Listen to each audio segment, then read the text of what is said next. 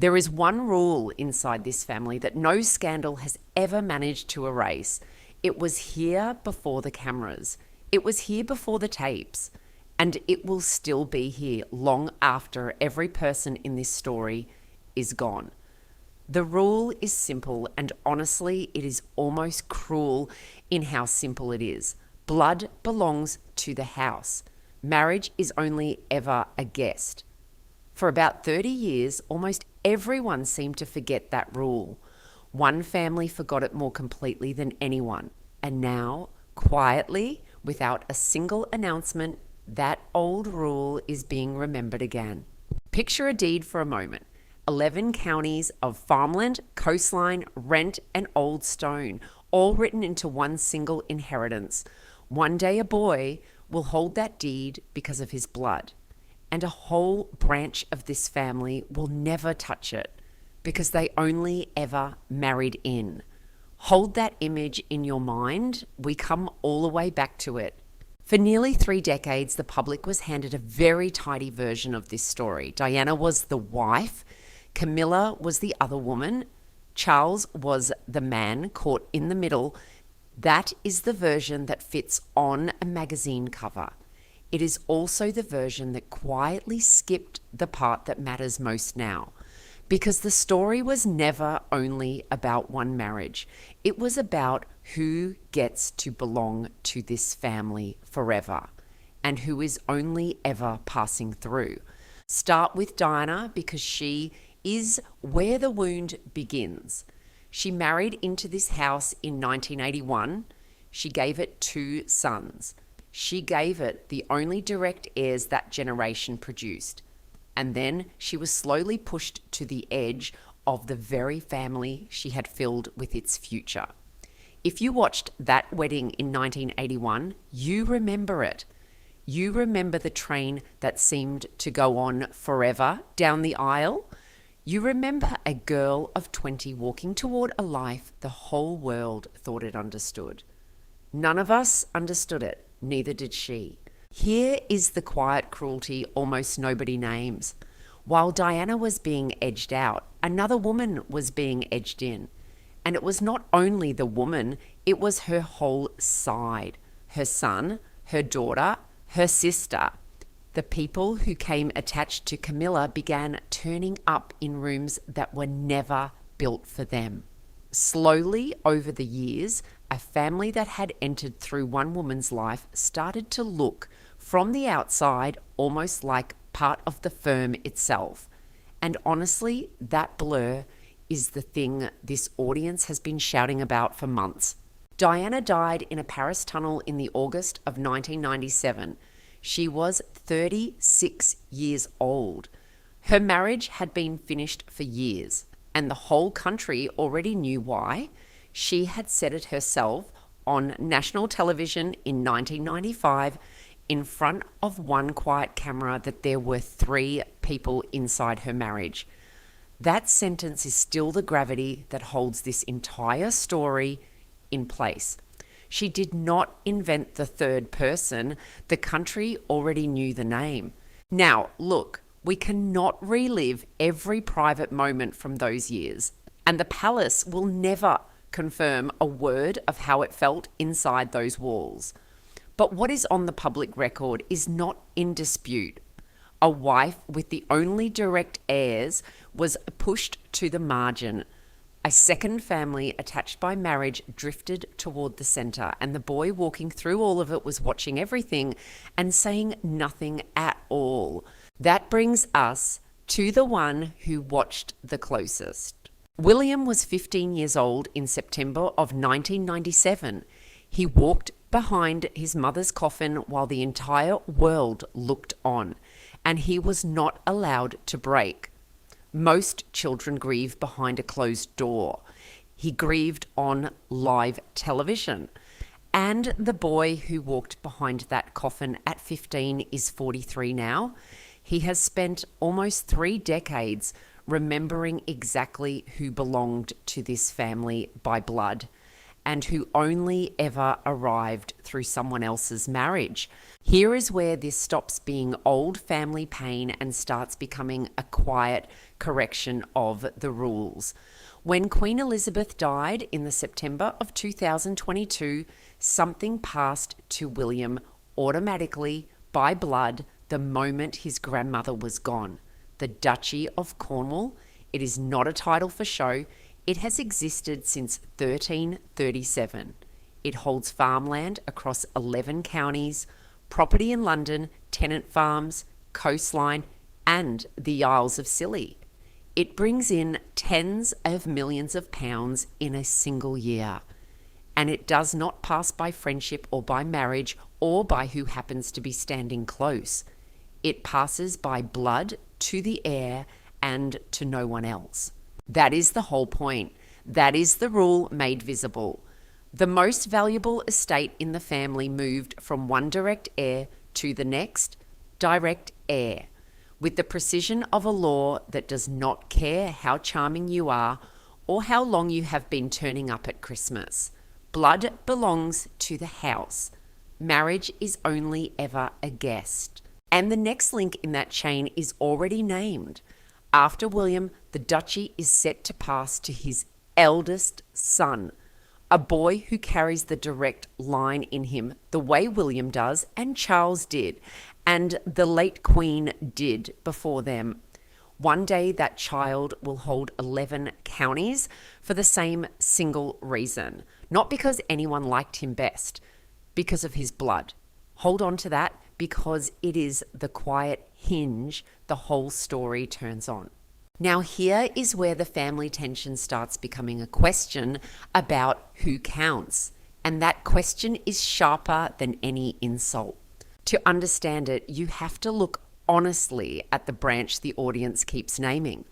Camilla had 2 children long before she ever married Charles, from her first marriage to Andrew Parker Bowles. Her daughter, Laura, was born in 1978. Laura later married a man named Harry Lopes in 2006. He had been a model in his younger years and went on to a private life away from royal duty in business and on the land. They built a family of their own, far from the balconies and the state carriages. And here is the plain fact at the centre of everything. None of them carry a single drop of royal blood. That is not a cruelty. It is just the truth of how they arrived. Laura is the daughter of Camilla's first marriage. Harry married into Camilla's side. Their children are connected to the throne only through Camilla's second marriage to Charles. There's no direct line running through any of them. No succession, no claim on the deed we talked about. And honestly, saying that out loud is not an attack on anyone. It is simply the rule that was always there, finally being said plainly. The audience said it first, and they said it louder than anything else this year. The Lopes are not the royal family, so stop calling them that. The Lopes have no royal blood. Her and her children, all of them. They are not royals. That is not gossip from a palace corridor. That is thousands of people who lived this story for 40 years, refusing to let the lines stay blurred any longer. Now look, we cannot read William's private mind, and none of his choices have ever come with a public explanation. But the pattern across the last few years is hard to miss. The direct line is being centered. The blood heirs are being placed at the front of everything that matters. And the wide, comfortable circle that gathered around Camilla over 2 decades is quietly finding fewer of its old seats kept warm. No one announces a thing like that. You simply notice, season after season, who is still in the photograph and who has drifted toward the edge of it. Whether every detail of that shift is exactly as it appears, none of us can swear to. But the direction is not subtle once you see it, and here is the part that should land. The married-in branch is not being punished, It is being placed, returned gently to the spot it always occupied before everyone agreed to pretend otherwise. A title can be handed to someone, blood cannot be married into. Now here is where most coverage stops. And stopping there means missing the entire point. People expected a fight. They expected the comfortable branch to push back, to call in favours, to lean on 20 years of friendships and invitations. And for a while, the expectation of that comfort was the whole strategy. The assumption that once you are inside, you stay inside, simply because you have been there long enough. That assumption is exactly what is quietly dissolving. Because there is a difference between being welcomed and being woven in, for years the line between the two was allowed to go soft. The married-in family came to the weddings, they came to the funerals, they came to the coronation. They sat where blood royals sat in the rooms blood royals own. And the longer that went on, the more it looked to the outside world like belonging. But appearing in the photograph is not the same as being written into the deed. That coronation is worth pausing on because the whole tension was visible there for anyone who looked. In the May of 2023, inside Westminster Abbey, the family gathered for the crowning of Charles and Camilla. The married-in branch was present, seated among the centuries of stone, witnesses to the highest day the institution has. And honestly, that is the cleanest picture of the entire story. The Abbey had room for guests. The bloodline had room for none. Everyone in that building belonged to the day. Only some of them belonged to the line. Now look, none of this has been spelled out by any official voice, and it never will be. The palace has never once stated who counts as family and who does not. But the bloodline always has. It does not hold a press conference. It doesn't need to. It simply decides the way it has decided for 700 years who inherits the deed and who is handed a seat for the afternoon. And the people closest to the comfortable branch are reportedly beginning to feel the temperature change. The invitations that used to be automatic are no longer automatic.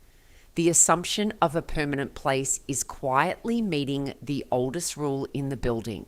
There is no row, there is no scene, there is only a pattern repeating until one day a family that thought it lived inside the house realizes it has always been standing in the hall. Whether each turn of that has happened precisely the way it looks, we cannot independently confirm, and the people involved will say nothing. But what is documented is the rule itself, and the rule has never bent for anyone. Now, here is where the quiet correction finishes its work. There is no dramatic eviction coming. That is the first thing to understand. And it is the thing the loudest voices are not ready for. Nobody is being thrown out of anything. No locks are being changed. No names are being struck from a list in the night. The correction is gentler than that and far more final. It is simply the line being allowed to be true again. Think back to the deed. 11 counties written into one inheritance that already moved by blood from a grandmother to a father to a son. One day it moves again to a boy who carries the direct line for no reason other than that he carries it. He will not have earned it by charm. He will not have married into it. He will hold it because of the single thing no wedding can ever grant. That is the whole quiet answer to the question this audience has been asking. One boy will one day hold 11 counties because of his blood. Another family will always be welcome as guests. And here is the part you might not see coming because it runs against everything the genre usually promises. You expect a comeuppance. You expect the comfortable branch to be humiliated, to be marched out, to be made to pay for 30 years of borrowed belonging. That is not what is happening. What is happening is quieter and somehow heavier. They are simply being seen for what they always were. No one is being sent away. The pretending is just being switched off. And the silence of it is the loudest verdict of all. Camilla won a great deal. She won the marriage, she won the title, she won the tiara in the Abbey in the May of 2023. But the one thing a marriage was never able to do was rewrite a bloodline. She could be made a queen. Her family could not be made royal. No blood, no succession, no claim. And honestly, no amount of years inside those rooms could ever change that, because the rule was always sitting underneath the whole arrangement, patient, waiting to be remembered. Charles, for his part, signs the paperwork that keeps the line moving forward. He has been unwell and he has held his duties together with real discipline through 2 hard years. And that deserves to be said plainly and with sympathy. But discipline is not the same as the power to rewrite 7 centuries. He cannot make blood out of a marriage. No one can. And so the thing that everyone expected him to defend simply goes undefended because there is nothing in the rule book to defend it with. So this was never really a war. There were no winners marched off a field. There was only a house remembering the difference between the people who belonged to it and the people it was kind enough to invite. Diana gave this family its direct line and then watched another family drift into the warmth of rooms that were never theirs. Now her son holds the deed and her grandson is named to hold it after him. And the line she carried into this house is the line that quietly inherits the future. Blood belongs to the house. Marriage is only ever a guest. So let me leave you with the question that opens the next chapter. Because the moment you accept that the Lopes were only ever guests, one thread suddenly will not lie flat. If they were only ever guests, then where did the money to keep Ray Mill in the family actually come from? That is the door we open next time. For now, tell me in the comments, where were you the night Diana said there were 3 of them in that marriage? Because the line is being drawn again, exactly where it always was, and the boy who walked behind that coffin is the one holding the pen.